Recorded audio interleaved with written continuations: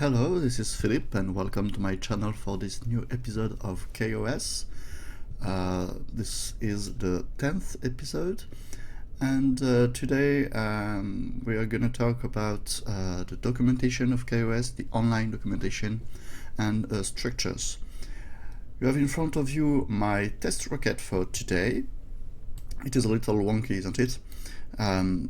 We have the fin here. I have rotated the fin to permit rotation, stimulation by rotation. Okay, so the fin are not in straight line. And let me find here inside this service bay, we have the probe. Okay, so the probe is here with its kOS processor. Okay, so this is my rocket, and just to show you, I begin with manually flight. What I'm looking for, yes, close. Okay, so let's go. This is completely manual, without SAS and without kOS. Okay, so I press the spacebar to ignite the booster, spacebar again. And let's see how it works.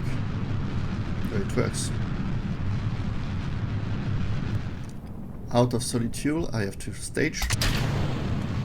This is a very powerful rocket, too powerful for its purpose.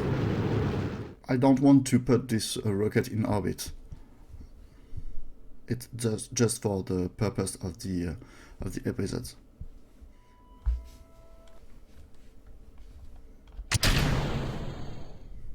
Okay, that flight went well. I want to do the exact same thing with kOS. This is the online documentation of kOS, Kerbal Operating System. I put the link of the documentation in the description of my video. I won't talk about everything here. You can see that there is a table of contents. You have some tutorials and some generalities here, a lot of things. You can learn how the language works. You can learn some stuff about the mathematics tools used by kOS. The commands are meant to control your craft using kOS, and the structures. I want to talk about the structure. So there are a lot of things, and most important, I don't know if it's the most important, but you spend a lot of time in this vessel and ports here, and here you have the vessel structure. So vessel is a structure. We have here structure of vessel. And a structure has a lot of suffixes. Okay, so a structure of vessel, with the structure of vessel, you can have access to control, bearing, heading, thrust, etc., etc. You have here the vertical speed. Okay, this is the vertical speed I used since the second episode. And sometimes a suffix is also another structure. I'm going to explain that. Your active vessel, when you are on KSP, on the game KSP, the active vessel is called ship. So when you use the structure ship, is the same that vessel, but that means the active vessel in KSP. A vessel is also an orbitable. So when I click on orbitable, I reach the page about the structure orbitable, and I can use all the suffixes of the structure orbitable for my structure vessel, because vessel is a subset of orbitable. Orbitable are the structure orbital. An orbitable object is an object orbiting around something. So Minmus is an orbitable object because it's orbiting around Kerbin. You can have access to the name, the body. Well, you have access to a lot of things, apoapsis, periapsis. Okay, so when you want to use a structure, you write the name of the structure, followed by the colon character, and then the name of the suffix you want to use. For example, my ship is orbiting around Kerbin, and I want to know the period of that orbit. For this, I write ship, okay, because a ship is a vessel, so I'm going to use the structure vessel. For that ship, I want to know its period's orbit. So here in the page orbitable, I see there is the structure OBT or orbit. If I click on OBT, I am in the same page. I'm here directly on OBT and orbit, and you see orbit is just an alias of OBT, so this is the same. And OBT is a type orbit, so I can click on orbit. Right, so here I have ship, orbit, or OBT. I prefer orbit. And the structure orbit has a lot of suffixes, and I want to know the period. So here is the period. So ship, orbit, period. And I can, for example, print it. So print ship, orbit, period. And that is how you use the structure and the suffix. The most common types of the suffixes are string, that means names, words. Okay, when you have a string result, it's a word. So when you want the name of an orbit, it is the word. Okay, the name of a body, it's the word Kerbin, for example. You have scalar. Scalar is a number. Okay, so apoapsis, periapsis are numbers in meters. If you want the period, it's a number in second. Inclination, a number in degrees. You have particular types, body, vector, orbit. We saw that if I click on a type I don't know, I have access to all the suffixes of that structure. You also have a type named Boolean. A Boolean is a word that is not a word, it is a suffix that is true or false. Let me show you a simple example. Okay, in the structure body, I can have the name of the body, the description of the body, the mass. Okay, string, because those are words. Here the mass, it's a scalar, it's kilogram. Okay, the unit of the mass is kilogram. And you have two booleans here, has ocean and has solid surface. So you can write a script and you can tell to kOS if the body has ocean, then you can do that. If the body has a solid surface, you can do that. So if it's true, you do one thing. If it's false, you do another thing. Another example with vessel, the structure vessel. I see that there is a structure suffix parts.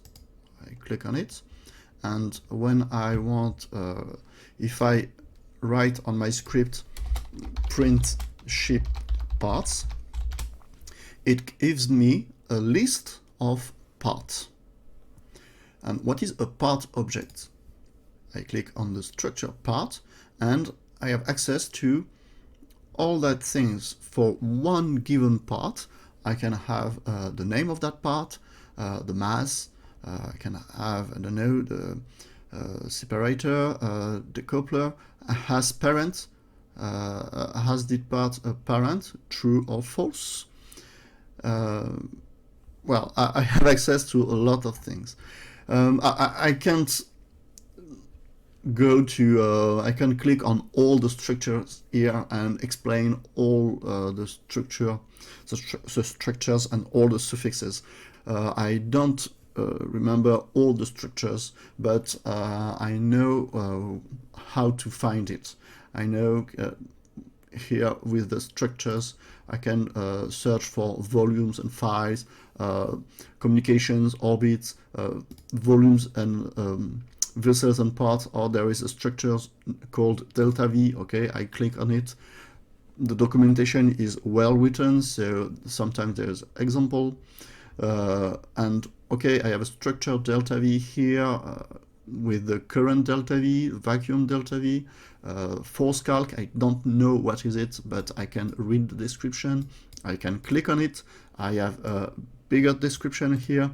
So go to it, read the documentation, click on one word, another word, and get lost. It doesn't matter. When you are used to kOS, the documentation is one vital tool. So in my mission folder, I create a new script to space.ks. In that script, I want to load my library scripts. Okay, and the first step is, as always, the start countdown. Okay, so this is the easiest part. Then I want to wait until I'm out of solid fuel.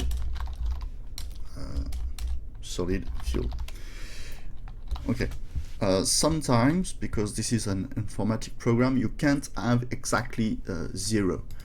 Sometimes it's 0.00001, so it's not exactly 0. So instead of waiting until the solid fuel is exactly equal to 0, I suggest to put less than 0.01, for example. Okay, and we can't write solid fuel like that. Okay, you have to respect the syntax found in the documentation. So we use the structure stage. For this structure, we have a suffix. Sorry, this is resources lex. This is a lexicon. In this lexicon, I'm looking for solid fuel. Then we want the amount of solid fuel. Just one. No. After that, of course, do stage. Okay. Let's try it. Okay. As always, I have to go into my missions folder and then run to space. 3, 2, 1. Fingers crossed. Okay, we have liftoff. Now we just have to wait until the solid fuel is the amount of solid fuel is 0. The script continues to work even if you warp. Okay. Well done. You see. So now we have to activate the last stage for the chute. Now I want to wait until I reach space, or my rocket reaches space. So wait until rocket in space. What does that mean? Does it mean? Let's have a look at the documentation. Okay, in that vessel structure, I have access to any suffix of orbitable, so orbitable, and with orbitable I have access to a body. Body is the object your vessel is orbiting. For example, Mon body is Kerbin. So my ship body is also Kerbin.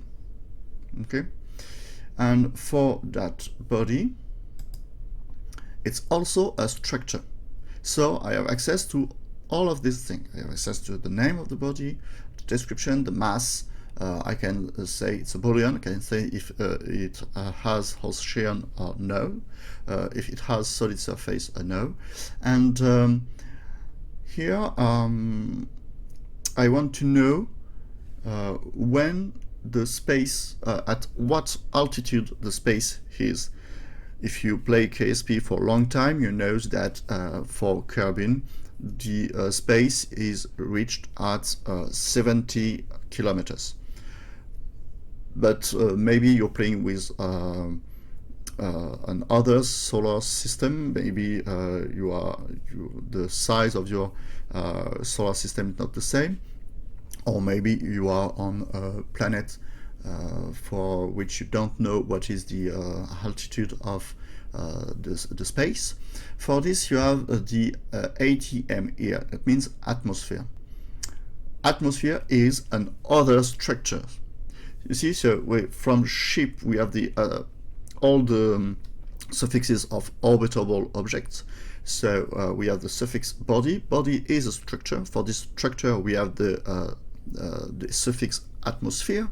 And for this atmosphere, so atmosphere is a structure, and we can have the sea level pressure, we can have the molar mass, and we can have the height of the atmosphere. And this is what I want, the height of the atmosphere, because once you reach the height of the atmosphere, that means you are out of this atmosphere and you are in space. I want, so ship, body, atmosphere, and for this I want the height. Okay, I can print to check out if it's okay. I can print that at the beginning of my script. Print space is space height is up plus that thing. Okay, so I want to wait until that, and then once I am here, print no, we are in space.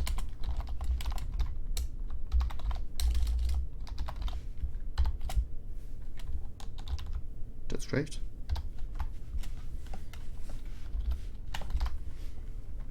Okay, so let's check out just this print. I don't need to run the script. I can just write print ship body atmosphere height.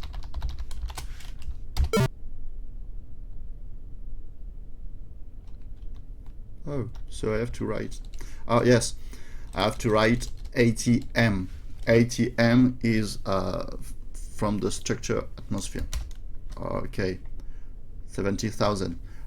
See, the altitude are given in meters. Okay, be careful about that. Okay, so this is at ATM. Wow. Always check your scripts.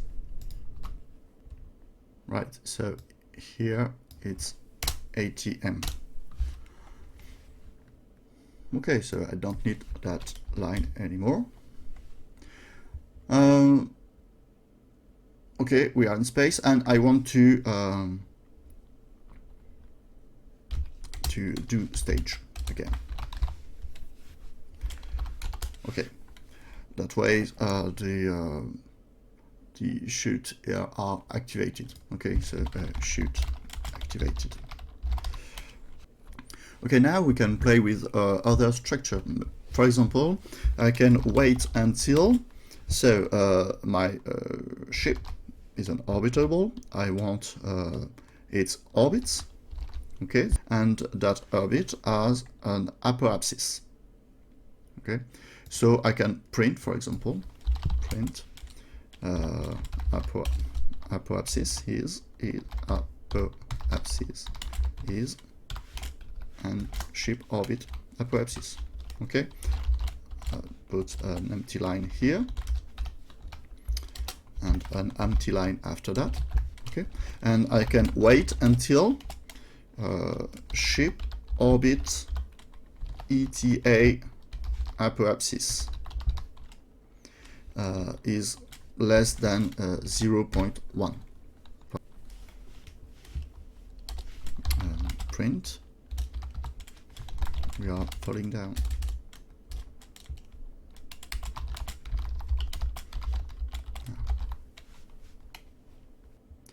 Oh,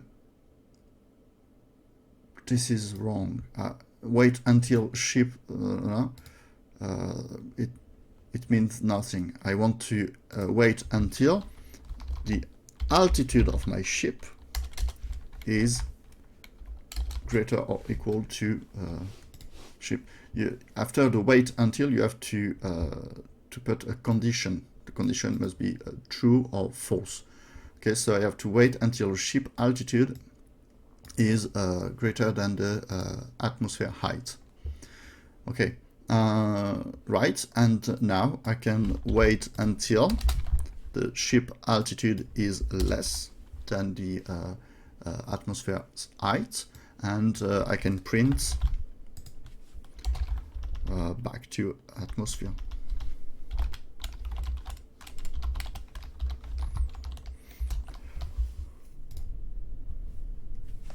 I have a last structure I want to show you. It's the status of the of your ship. Okay, I was going to run my script, but I thought it could be great to show you that structure. Okay, vessel status up. This is a string, so this is a word, the current ship status. Okay, and the current status of your vessel possible results are landed, splashed, pre-launch, flying, suborbital, orbiting, escaping, docked. Pre-launch is the status we are now. Flying, obviously, that means that your space is in the air, is flying. Suborbital, that means that your orbit is not a circular orbit or an elliptic orbit, it's an parabolic orbit, so it's suborbital. Orbiting, that means that your ship is orbiting around something. Escaping, it's when you are on, for example, an orbit, when you go from Kerbin to Duna, you have to go, you have to exit the SOI of Kerbin, so you have to find your rocket in escaping orbit. Docked, if you want to dock to a vessel, it could be great to check to be sure that your vessel is well docked with the other vessel. And landed and splashed, you have landed on the ground, or you have landed on the sea, so the vessel is splashed. I want to use that landed and splashed. So here, wait until ship status equals landed or splashed. I can't write it like this.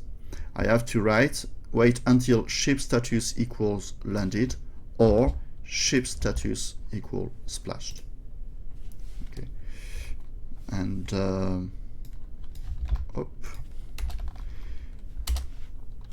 print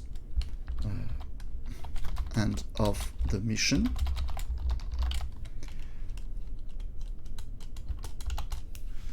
And you can write your time in mission.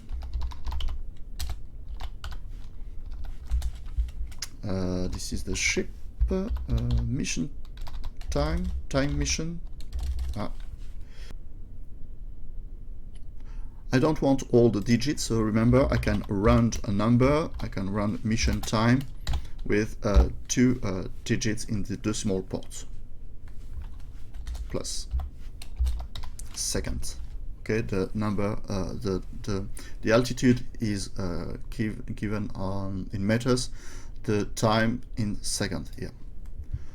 Okay, now it's time to check all of this.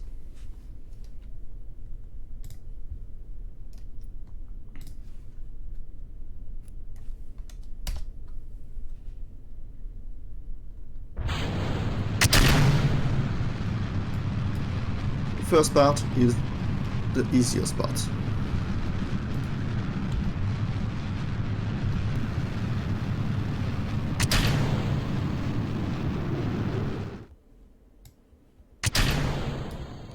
Okay, we are in space, chute activated, and the hypothesis is that number. Okay, the time here, time to reach, is the ETA, okay, estimated time of arrival. Okay, we are approaching the atmosphere, and bam, back to the atmosphere. That's great. All this time the script is working, right? And for now we have a signal from Kerbin, but if we lose the communications during the script is running, it doesn't matter. It doesn't matter. Your script will continue to run, even if you lose the communication here. Okay, 40 meters until we splash down, and this is it.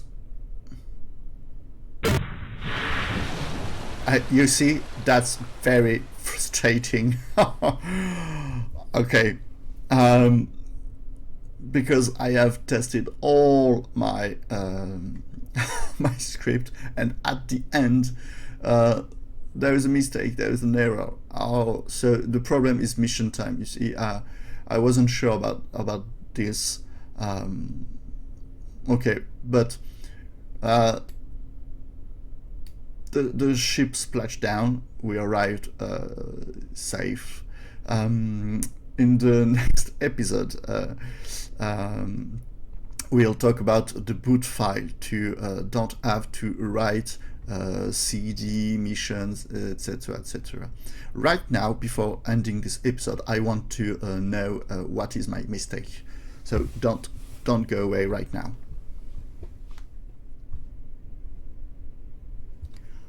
Okay, I found the problem here. It was a little bit tricky. You can't use ship mission time. You have to use a special keyword, timestamp mission time. Okay, so the result is a little bit weird. So you can add a clock, for example. Okay, so mission time is 20 minutes and 58 seconds. This is the number here. Okay, that's all for that episode today. You see, mistakes can arrive at any moment, and this is very frustrating. That's why you must test your scripts before you go to mission with it. Okay, thank you for watching. I hope you enjoyed this video, and see you soon for the next video about the boot file. Bye bye.